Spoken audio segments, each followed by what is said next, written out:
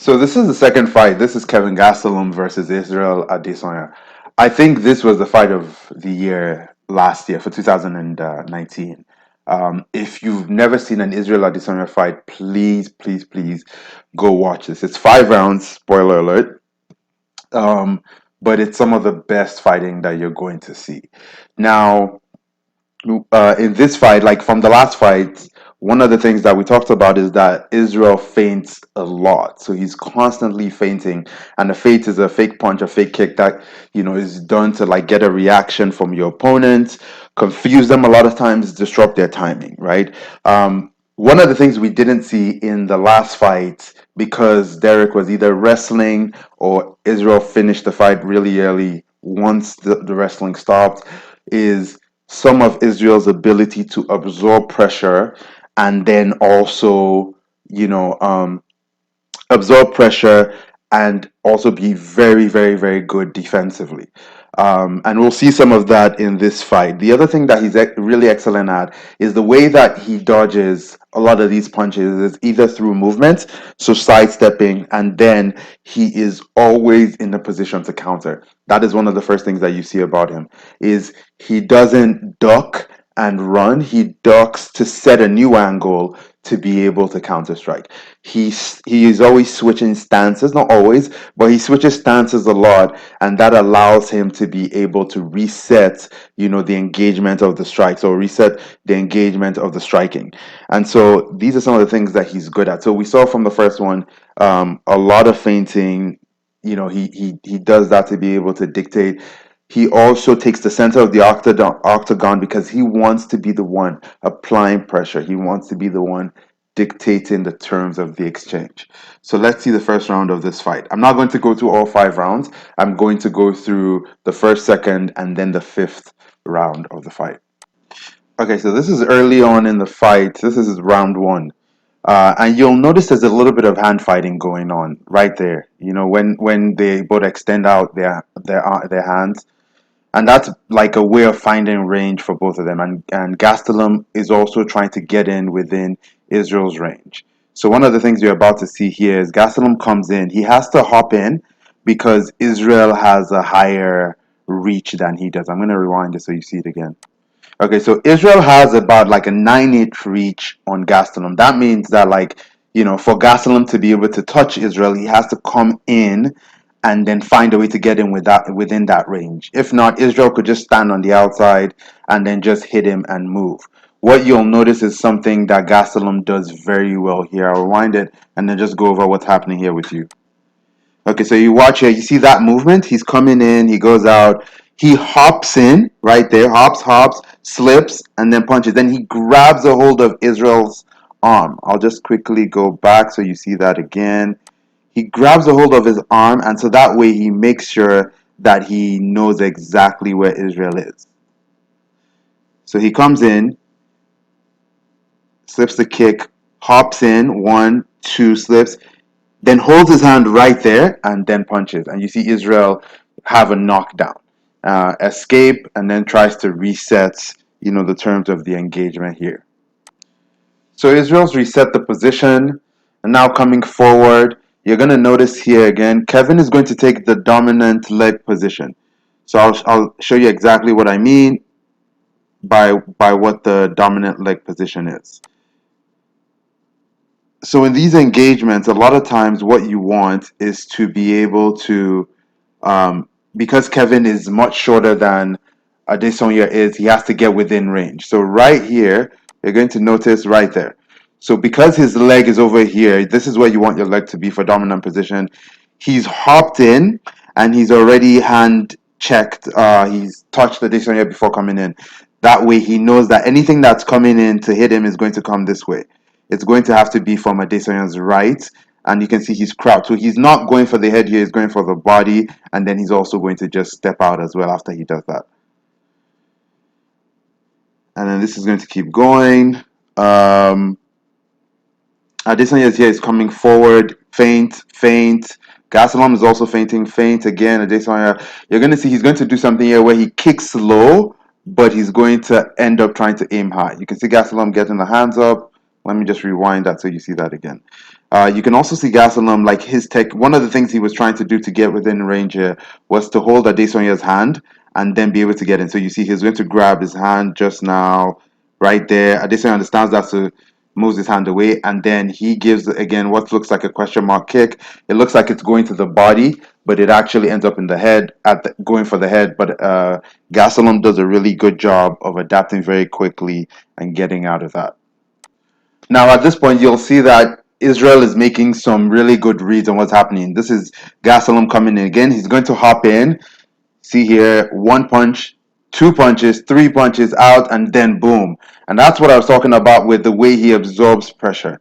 You know, he's very good at that, absorbing pressure, but not like running away. He's doing it in a way where he can counter. So watch Gastelum again, hops in, tries to get first punch miss, second punch miss, third punch miss, and then Adesanya is there right after Gastelum has committed to three punches. You know, but the movements weren't huge movements. Like he's not running away. He's just trying to duck, but keep his balance, keep himself in a position where even if he has to switch stances like he just did now, he's still able to cause damage. He's still able to land. So here you're gonna see again, like not feint, but try to punch. You're gonna see something. That kick and that punch is exactly what we saw against Derek Brunson. That was one of the kicks and punches where he gave him the question mark kick with a punch to follow. That's one of his favorite techniques to use. I'm just gonna rewind that so you see that again. He throws a punch, yeah, quick, and then the kick there, and then the punch. So I think at the time of this fight, because of the knockdown, a lot of the exchanges were pretty even. I think overall Kevin Gastelum probably won this particular round. So it's been 1-0 at the end of this round going into the second round. So now I'm going to go into the second round so we can look at that. We can look at that. Okay, so second round starts, and as soon as the second round starts, one of the things they're going to notice is Izzy's going to try to be more aggressive about taking the center of the octagon. One of the things that has happened to this point of the fight is Kevin has not allowed him. If you notice, this is very different from the Bronson fight in the sense that he's not just backing. Kevin Gastelum is not just backing off. Izzy wants to take the center so he can dominate these exchanges, but he's being more aggressive in the second than the first. If you see there, that's feint, feint, feint, and then he's going to give him a wicked kick there. Oh man, you need to see that again. So he comes in here, feint, feint, feint, feint, feint, and then this kick here. Oh, so when you look at it initially, you might think that it's been blocked because his hand is there, but it's not. He actually still has like a little bit of space there, and he gets it. You know, these type of body kicks, and this was a feature like he was going to the leg and going to the body. One of the things with Israel is because he has such a diverse arsenal of attacks, you can't always predict where he's going to go. The same kick, the same angle, the same position, it might look like it's going to the leg because he's done that three other times, or he's gone for the head three other times, but in this case he goes for the body. And in the second round, he started beginning to get some good reads on what Gastelum wanted to do. And even though Gastelum was still, not allowing him to dictate or dominate, I should say, the terms of these exchanges. So he wasn't allowing him to just take the center of the octagon like we saw in the Derek Bronson fight. He was winning Israel was beginning to win some of these exchanges. I'm just gonna show this exchange one more time, right there, Gastelum, and then woof. And he's going to come back feint, feint, a lot of feinting. Gastelum is trying to hold the hands. He's moving away, more feinting, and at this point, he's beginning to feel himself. He's beginning to get into his groove. Again, Gastelum is not, is not just letting him do anything he wants. But you can see Israel is committed in the second round to be more aggressive and to try to dominate and impose himself on Gastelum. Again, if you haven't seen this fight, I highly recommend you go see this fight. Now watch these exchanges here. That's a body kick, resets, switches his stance, comes forward, kick to the head. Kevin is going to come here and just watch this punch that Kevin gives. Israel does not even see that coming. All of that happens so quickly. Some of these things happen so quickly you might not even really realize, like you might not notice that they're happening. So right here, he steps back, gives the leg kick. Kevin does a pretty good job of blocking that. But if you watch that, you also notice again he does the thing where he pretends to be going to your body. Right there, he's done that. So he set that, put that in Kevin's mind, and boom, you can see now the second time. I don't know if that went too slowly. You can see Kevin is actually anticipating that it's going to go to the body, and so he has to switch at the last second. So that's the one to the body. Now he's thinking about it. Watch this one. Adesanya puts, Izzy puts to the so Kevin's hands first go down to his body and then go to his head. And I'll just quickly pause that so you can see it.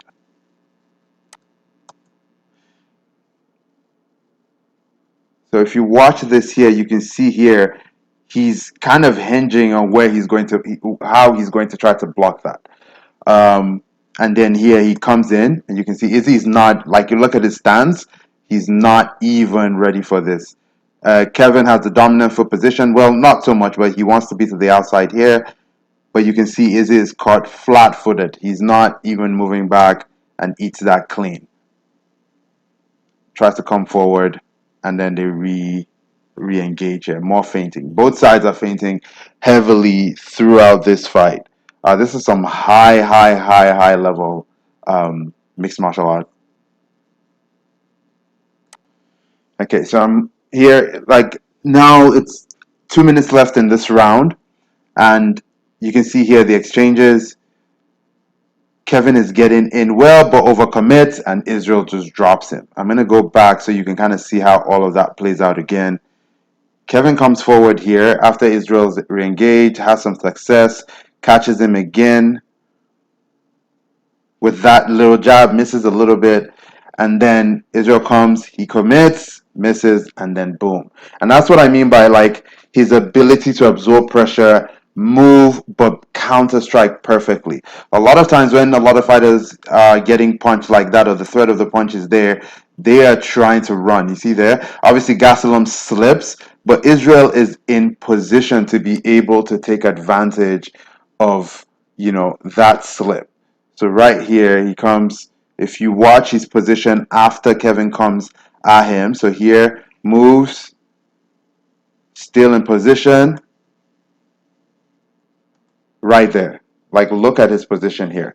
Kevin Gastelum's punch is going to come in, probably going to land, but there's no power in this because here his stance is just not. There's no leverage for him, so there's not going to be a lot of power in this. But look at Israel. Israel is standing. His back foot is planted. Front foot is there. He has his hand on his back, so he's measured him well. He's put that hand there so he can gauge. Like, okay, this is where you are. It's almost like holding on to him. Like, okay, I know where you are. Now I'm going to aim and catches him really well. Boom. And Gastelum is on the floor. So this is where I'll stop for round two. I think most people, almost anybody who watched this fight would say Izzy won round two, especially with the knockdown. I'm going to go to round five now. Okay, so round five is about to start. One of the things I wanted to show you first, before round five starts, is right here. You can see Izzy talking. And he's saying, essentially in Yoruba, you're going to have to kill me. He's saying he's ready to die. He's saying this is, and he says this after the fight, essentially, he's ready to die to win this fight. And for you to be able to get to where you need to, you have to match that. To be able to, keep fighting through all the adversity. And knowing that it comes down to this. So right away, Gastelum comes out trying to put that pressure on Izzy right away. So he starts extremely aggressive. And you can see slowly in this round, Izzy begins to take control. He begins to take control, and now he's gotten all this information from all the feints that he's done. He has an idea. He knows now how Gastelum wants to fight him, and so he knows what to expect. So at this point, he's now ready to put all of that together. So now you're going to start seeing some of these exchanges. Gastelum is going to try to pressure, going to try to come in, gets a good body shot there. Easy comes. We've seen that same punch again. This time he does probably like a 3-punch combo off of that. So he raises his leg like he's going to kick, and that's just a feint. So he's feinting that leg kick and then comes in with multiple combos. So right there, you can see that was the feint there. Now Gastelum had already committed because he thought he was going to get kicked, had already committed to the leg. So by the time he realizes what's happening, all of these are happening in split seconds. He wants to try to come back, but it's already too late. So punch, punch, three punches. Gastelum takes those well and just keeps, rides with them and just keeps coming forward. And then right there again, you see Izzy said these. Gastelum comes forward, Izzy resets. Just go back a second here. Right there. But you can see like the responses now are not as quick anymore from Gastelum. Like in the fifth round now, these are not as sharp. He's not slipping some of these punches the way that he was initially. And you can see Izzy's beginning to get into his groove. He's feeling himself, and he understands what's happening now. So I'm going to show you a few more of these exchanges right here. Izzy's going to feint, come forward, punch. I think it gives him a leg kick here, leg kick. Gastelum, you can see he's confused, tries to start wrestling, something he probably wanted to do, and you can see right away he goes here for the choke. Oh, for this is so nasty. Again, punch, kick. Gastelum comes in, panic wrestling. Izzy gets a hold of his neck, cranks it in, and now is trying takes him to the ground. They begin to grapple here, and there's these exchanges here where Izzy tries to set a triangle. This is with about 2.5 minutes to go. Gastelum grabs his hands, trying to hop in. Izzy punch there. This other one, oh, this is at that point where now you've been in there again, fatigue and all these things, but Izzy is putting that work on him. Grabs the hand here, moves back, loads this punch here, sets the angle in. Gastelum doesn't see the next one coming in, and you can just see at this point he's beginning to wear him down. Okay, so at this point, Kevin tries to wrestle. I'm just going to rewind this a little bit, and I'm just going to let this play till the end now so you can see. Kevin tries to wrestle because he's losing this round and he's trying to get something, either a takedown or something to finish it out, get in his favor. He's also really exhausted, tries to take Izzy down, cannot. Right here, once this starts here, it's just incredible to the end. Loads, one punch, two punch. He's teeing off on him now. The body, the face. Kevin is, at this point, and you can see, this is crazy. At the very end, he's even more energized now than before, saying, "Let's go, let's go." Just again, watch this here. 1, 2, gets him, and then finishes with the body because Kevin is there, backs him, one, and then he's stumbling there, saying, "Let's go, come on." Kevin comes forward. And what I love about Izzy is you'll notice none of these punches are wasted. There's nothing where see those elbows, my goodness. There's nothing here where he is overreaching or trying too hard. He's targeting. Everything lands. He holds his neck here, so he frames him, punches him, lands. As he falls down, look at these elbows. One. Ooh, my goodness, man. Gets him in, you know, tries to go for a guillotine here. I don't think he really committed to it. Eventually, he's going to figure out that this is not where he wants him to be, so he's going to stand him back up. And then even here with 16 seconds to go, this is the last few seconds of the fight. Look at this, and hats off to Kevin as well, taking this type of punishment. Look here, drops him with another one. Nothing here, another. Oh, and this is where the fight ends essentially. It does go to a decision, and Israel wins the decision. And so this is where it goes to the decision, and you can see Israel listening for it here, and he sees that he's won. This was such a good fight, man. Again, if you haven't seen it, I went through a few areas here. If you've never seen this fight, and you're looking for an easy fight to watch, please go watch this. A lot of the fights he's actually been in, he's been pretty dominant. In this one, this was such an incredible fight, man. Such an incredible fight. The next fight I'm going to cover is the fight with the current champion. So why he was called an interim champion is because the person who was champion at the time had been injured, had been away for a while, and because he hadn't fought for a while, they had to have somebody who was the interim champion in that time.